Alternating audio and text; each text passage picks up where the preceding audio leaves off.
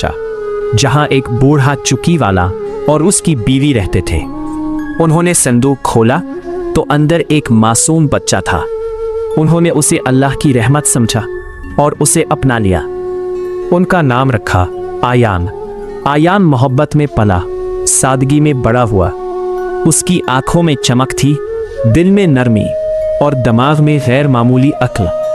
वक्त गुजरता गया और वो 14 साल का हो गया। इधर सुल्तान शहरयार बेचैन था। नजूमी की बात अब भी उसके दिल में गूंज रही थी। एक दिन तकदीर ने दोनों को आमने सामने ला खड़ा किया। आयान दरबार में पहुंच गया। सुल्तान ने उसे पहचान लिया, मगर उसने अपने चेहरे पर मुस्कुराहट सजाई और एक चाल चली। ये खत काजी के पास ले जाओ, तुम्हें इनाम मिलेगा। आयान खुशी से रवाना हुआ, मगर उसे क्या मालूम इस खत में उसकी मौत लिखी थी। रास्ते में एक शहजादी ने उसे देखा। वो उसकी मासूमियत से मुतासिर हुई। उसने खत पढ़ा और हैरान रह गई। इसे कत्ल कर दो। शहजादी ने फौरन खत बदल दिया। नया लिखा, इस लड़के का एहतराम किया जाए। सुल्तान को खबर मिली।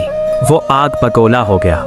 उसने एक और चाल चली, कोहे तलिस्म जाओ और वहां से एक चीज लेकर आओ। ये वो जगह थी जहां से कोई वापस नहीं आता था। मगर एयान अल्लाह पर भरोसा करके निकल पड़ा। रास्ते में एक बुजुर्ग मिले।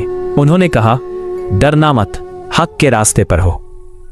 एयान ने हिम्मत की और नामुमकिन को मुमकिन कर दिखाया। वो वापस आ गया। अब सुल्तान का खौफ हकीकत बन चुका था। हर चाल उसके खिलाफ जा रही थी। फिर एक दिन दरबार में एक बुजुर्ग आए। उनके हाथ में कदीम दस्तावेजात थी। उन्होंने ऐलान किया, ये लड़का एयान उसी सल्तनत का असल वारिस है। सब हैरान रह गए। सुल्तान शहरयार ने अपने भाई को कत्ल करके तख्त हासिल किया था और ये उसी भाई का बेटा है। एयान के कंधे पर निशान इस बात का सबूत था। सुल्तान शिकस्त खा चुका था।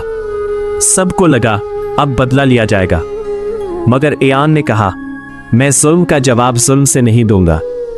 उसने सुल्तान को माफ कर दिया, मगर उसे जला वतन कर दिया। एयान बादशाह बना, मगर एक इंसाफ पसंद बादशाह। उसने जुल्म खत्म किया और इंसाफ कायम किया। ये कहानी हमें सिखाती है कि इंसान चाहे कितना भी ताकतवर क्यों ना हो, वो अल्लाह की लिखी हुई तकदीर को नहीं बदल सकता, क्योंकि असल ताकत तख्त में नहीं बल्कि अल्लाह के फैसले में होती है।